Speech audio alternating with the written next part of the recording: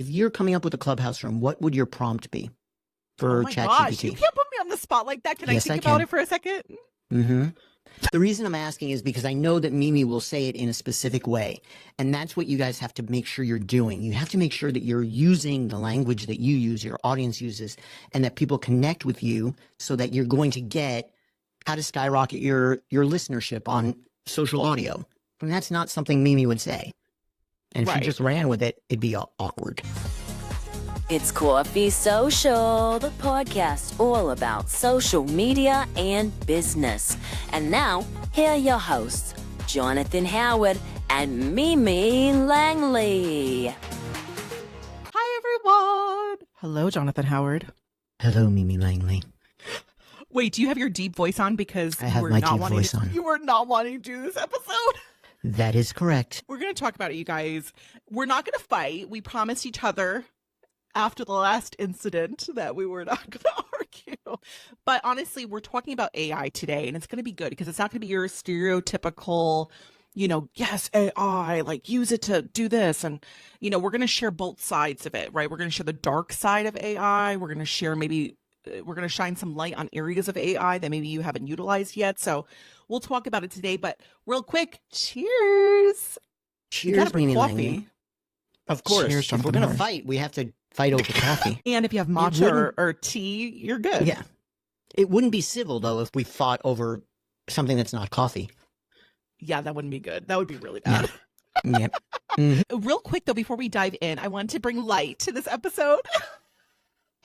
Do you want to see the two things I bought at the store the other day? Oh, goodness. What did you buy at the store the other day? So I am like a horror fanatic. I mean, I'm like, there's some horror movies that I won't watch. Do you watch horror? I don't. I'm terrified of it. Oh, well, I'm talking like, like popular horror, scary. like Jason and Freddy and... Nope. Okay, well, what about Jaws? Have you seen Jaws? I've seen Jaws, yes. That's not horror. Okay, so that's hilarious. That is horror. That's not funny. It's a shark eating people. It's funny. Go back and watch it. Look, Jaws playing cards. I'm bringing this next time I see you. Okay. And also, I got a Welcome to Camp Crystal Lake little air freshener for the car. And that, because your car stinks? You just got a new car. No, because hello, Camp Crystal Lake. That's Jason. Voorhees. Anywho, I know you out there appreciate this. So yeah, it missed its mark. If I was your audience, it totally missed its mark. But oh my goodness. Okay, so let's dive into this. First of all, you guys, I had to beg Jonathan to do this episode because he was very anti even addressing it, even bringing it to light on this podcast, and I said, we talk about social media and business. AI is part of it right now, whether you like it, whether you don't like it. So I would like Jonathan to kind of just kick us off with like his thoughts on this. And then we will dive into things that you can utilize it for, but go ahead, Jonathan. Yeah. So my thought is that AI is the worst thing that could have ever happened to people creating content. And the reason I feel that is because I now see all the same content on social media, which is why I focus on people sharing their individual stories, their individual ways of doing things, and what they're doing differently, because if they're doing that, they'll stand out. If you're using AI to create your content and you're just running with what it's creating, you're going to blend in with everybody else. If you're a thought leader and you want to put out content out there that people respect you for, that people are looking to you to create, you need to be creating that content, not relying on AI to create the content for you. You can use it to proofread your content. You can use it to rewrite pieces of your content, but you can't lose your voice and you can't lose your thought leadership. And listen, I underscore, highlight, exclamation point, all of that, Jonathan. I'm like with you on there. Okay. I agree with you. I think you have a voice. That's what makes you separate from the rest, right? Like that's what makes you stand out and shine, is your expertise, is your thought leadership. So utilize AI kind of as, like a helper, and we're going to talk about what that means, but not to be the person that is being the thought leader, not to be the you know what I mean? Like, so everything you're saying is right on. And although it may be easier and you may have people that are very big in your specific industry pushing you to utilize AI, that doesn't mean that you always have to do everything that they say, right? Like, So stand we're out, just- be willing to stand out, be willing to do things differently. And that's why one of the reasons why I say not to use AI at all, because for me, it would be very difficult to separate. Like I'd come up with this idea and then that. So I don't use it at all in my content, but I do use it when I'm writing something longer or an email or something like that. That's not my thought leadership. Okay. Yeah, and that makes a lot of sense. Okay, let's dive into it then. Now that we Yep. talked about that, and I also want to mention too that there are companies that are taking AI, with them, and like Canva now has AI. I haven't experimented with that, but you can do Mhm. like AI for imaging, right? Graphics. Yep. Riverside has AI, so we use Riverside to record this podcast. Notion, if you're into organization, like your digital workspace, Notion has AI. So there's a lot of companies adapting this because it's not going anywhere. I mean, do you see AI disappearing? Because I certainly don't. No, I don't see AI disappearing. I see it evolving in a lot of different ways. And I think the ways that we're using it right now will probably go away. And there'll be different, more useful features for AI to actually do things that humans can't do in the amount of time that we're given, but the computer can do. So I think it's going to definitely change in the next few years or Yeah, months. and there's some AI too that will build a website for you. I mean, like, it's some serious stuff out there that can really be a time saver for you. So, anywho, let's talk about the first category we have here is can help you give you direction. And I'm just going to give you a couple examples and then Jonathan, feel free to jump in. But like for me, how AI, and when I say AI, I'm really speaking from ChatGPT, like for this portion anyways. I love ChatGPT. I use the free version. I haven't upgraded to the paid, although people say it's like worth it. For me though, like examples, I want to write a children's book. I was telling this to Jonathan. That's like on my goal list, my bucket list for 2024 is to write the children's book. I've never written a children's book. I mean, I can go on YouTube and kind of figure out where to start, but ChatGPT is so quick. Like it just jumps right to the highlights, right? Like I don't have to sit there and listen to an hour-long YouTube video. ChatGPT is just going to give me a plan, a roadmap of what it is to write a children's book, like what you need to be looking out for. That's what I mean when I say I use ChatGPT. Another one, I've used ChatGPT for, like starting my community. I have, when the commercial break rolls, you'll see what the community is all about. And I also have it linked below. But I never put together a paid community before, for entrepreneurs. I had no idea really like how to, what to include in it, like all the things. And ChatGPT again basically held my hand and walked me through the process. So that's where I find it very helpful and very time efficient. Right. And what it was really useful for you there was to create the roadmap. And then you yourself created all the processes, the things that you needed to do from that roadmap. So they were in your voice, they were talking to your people, and they were connecting with the right people, which is the thing that people miss is that particular aspect of it. You need to make sure that you're optimizing your content, not, it's great that it gave you a checklist of things to do. Keep that checklist, do those things, but then make sure you're optimizing those things for your audience and for how you speak to them. Absolutely. 100%. It's crazy because you can, the way at least ChatGPT works is it's almost like how you prompt it to give you answers, so it can help like if you are trying to talk to your specific audience and maybe you want to sound a certain way, like there are ways to help you up front, kind of give you the information you're looking for in that kind of angle of things, that perspective of things, if that makes sense. So anywho, we won't go down that road. People teach about the that. prompts. Yeah, the prompts are definitely something that can change the output, and you should be prompting it to tell you things that's about your audience, but it still won't know it as well as you do. 100%. 100%. The other one was sometimes I'll go there for ideas. Like if I'm stuck somewhere, I don't want to say Instagram Reels, but like I do, like, content ideas, like, oh, what should I, any content ideas I can create for so-and-so for like this specific topic, like, and it will feed you kind of ideas to play off of. What do you think about that? Simi pays for my membership, where she gets hundreds of ideas for Reels every single month, yet she still goes to ChatGPT. She doesn't have to do anything to open up my membership thing and look at that, but she still goes to ChatGPT. We It's see not where even her just about loyalty is. Instagram Reels. It's We not. It's not. see where her loyalty is. I'm talking. It could be about content for anything. It could be about for my email list, really, or ideas for clubhouse rooms, like topics to talk about, like yeah. So it's not necessarily. So what do you put in short as form your video. prompt for those? So give somebody an idea. Like if you're coming up with a clubhouse room, what would your prompt be for Oh my gosh, you ChatGPT? can't put me on the spot like that. Can I Yes, think I about can. it for a second? Mm-hmm. The reason I'm asking is because I know that Mimi will say it in a specific way. And that's what you guys have to make sure you're doing. You have to make sure that you're using the language that you use, your audience uses, and that people connect with you so that you're going to get, because ChatGPT could give you how to skyrocket your listenership on social audio. And that's not something Mimi would say. And if Right. you just ran with it, it'd be awkward. They're gonna be like, "Is this What? a robot?" Yeah. You know what's so funny? You can tell, or at least I'm catching on. And I know there's a lot of people catching on. Like you mentioned earlier, people are starting to tell what is you, and especially if they've been following you for a while versus, oh my gosh, that's a robot. Even if they haven't been following you for a while, you can kind of tell the way. Yeah. Anyways. Yeah. Anyways. No, it's very visible. It's very visible, especially if you're not prompting it in the right way. Right. The last thing I'll share, and then we'll jump into a commercial break because we want to talk about a few more ways we utilize it, especially for like the podcast and titling, which is its own category. Because I know some of you out there, titling is not your strong suit.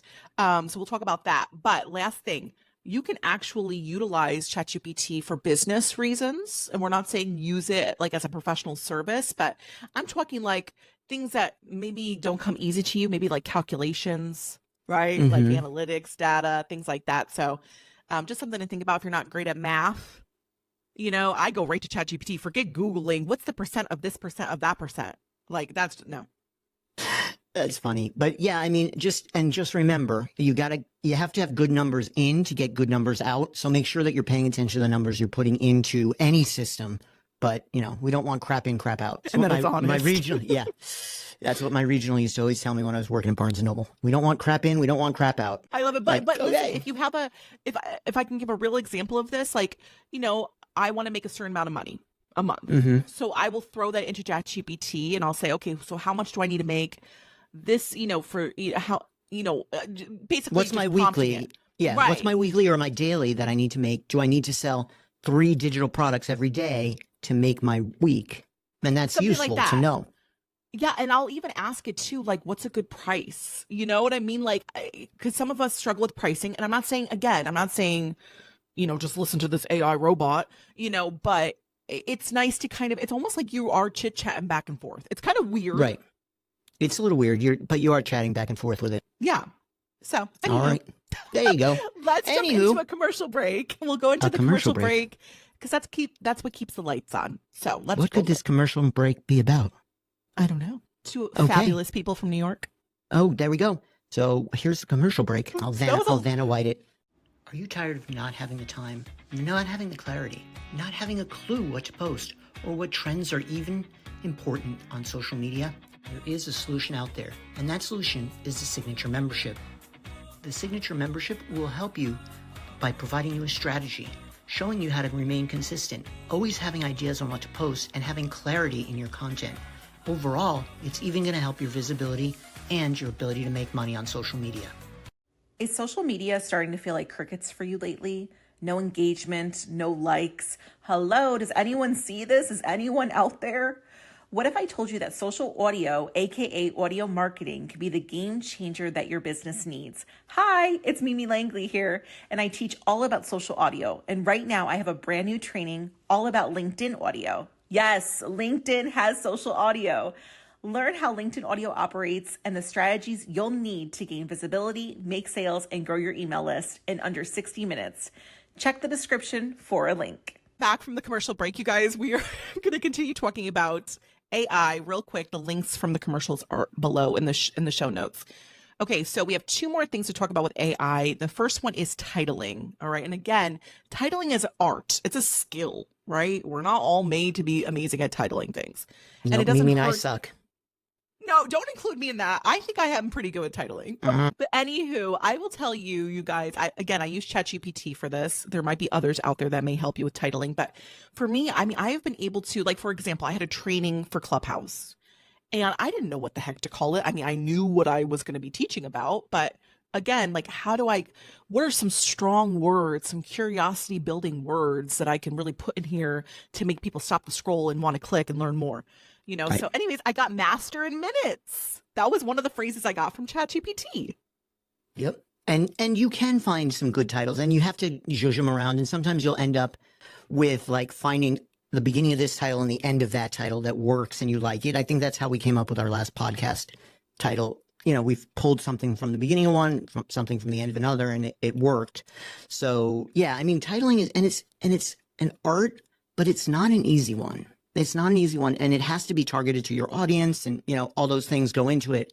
So you have to be involved, but AI can help you.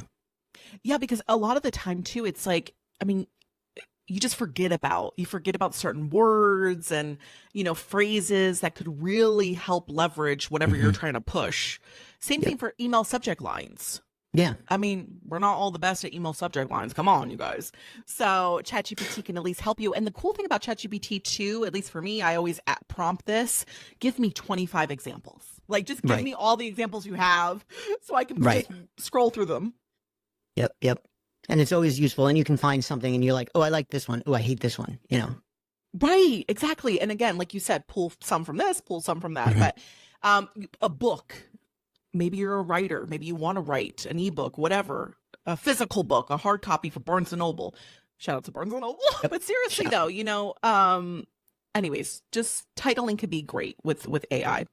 Okay, the last category we have, and that is how it helps us with the podcast, because there are certain things like, again, Riverside, we use Buzzsprout, and I believe Buzzsprout has AI features, but I know for sure Riverside does. Do you want to share kind of like what that gives you, Jonathan? So yeah, for Riverside, we use the transcript feature, which creates the transcript from us talking, and that's AI based. And we use that pretty much straight out of the box because I don't redo the transcript. We use the show notes, and that, Mimi, you can write your notes off of that for the actual show notes. We don't use them directly from there, but I never do pull them there. Yeah. And then we also use, what's the third one? The chapters. We always use the chapters because it gives you the time on the chapters and the name for the chapter so that people can see where the podcast breaks. We do need to get better at, going through and making sure they're the correct ones. And there's maybe a few more chapters than they give us, but the AI keeps getting better. Sometimes the other thing that I do with the AI is the breaks, the ums, the uhs. I always run a full edit using that tool. So it takes all the ums and uhs out. Sometimes I have to add them back in because they're on purpose and it makes it seem really weird, but I always use the AI to take them all out, and then I'll add them back manually if they needed to go in. I didn't know that about that last part there. Wow, so magic. We use AI a lot for at least the podcast portion. I was going to add, like, with the show notes, I love it when Jonathan sends me the AI'd show notes, because really, we film these in advance, these episodes, and so a lot of the time I forget sometimes what was talked about, like, really what was the big piece here? What was the theme here? And so those AI show notes really remind me what the episode was about. They also help me with the highlights of the episode. So it really, it helps a lot. It saves me a lot of time, period. And then the other way, other than, obviously the titling, which we try, again, we talked about that earlier. The other one is keywords. Like, I'm not the best at SEO, and so that's not my strong suit. I try, like, I'm learning more about SEO. But AI has helped me with SEO friendly keywords and things like that could possibly help anyways down the road. And that goes for both the podcast audio and also when we're doing YouTube. I use AI to get, YouTube keywords as well. So there we go, Jonathan. That was it. You got through it. I got through the episode. Amazing, right? Well, do you want to end it? I know that you wanted to just kind of reiterate, like, just your take on it, just to close it up, because I know you feel very strongly about this. And I know obviously the podcast represents who you are as much as it does as myself. So go ahead, buddy. Yeah, no, absolutely. And I, we came through it and we came up with a way to do it that we both felt good about now that it's done. But one of the reasons that I feel very strongly about it is because I believe that the only way that you're going to be able to show up and reach your audience is by being yourself. And if you're using things like AI to create your content, you're not showing up and being yourself. So creating content yourself and being that thought leader is really, really important for you if you want to get anywhere on social media.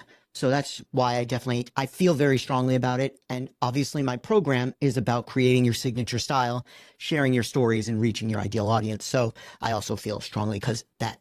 But yes, Right, Mimi. and it makes sense. And you do a beautiful job at that. Honestly, you guys, like if you need to figure out your signature style or what the heck that even looks like, or storytelling, I mean, Jonathan's your go-to person other than just creating short form video, because that's what he does amazingly as well.